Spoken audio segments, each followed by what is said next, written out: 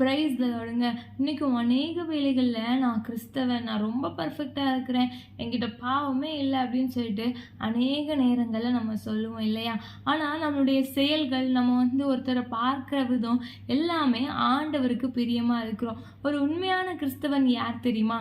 தன்னுடைய நற்கிரியைகளினால மற்றவர்களுக்கு ஆண்டவரை வெளிப்படுத்துகிறவன் தான். வேதத்தில் அழகாக அவர் சொல்லியிருக்கோம். மத்தேயு 5:16 இவ்விதமாய் மனுஷர் உங்கள் நற்கிரியைகளை கண்டு பரலோகத்தில் இருக்கிற உங்கள் பிதாவை மகிமைப்படுத்தும்படி உங்கள் வெளிச்சம் அவர்கள் முன்பாக பிரகாசிக்க கடவுது.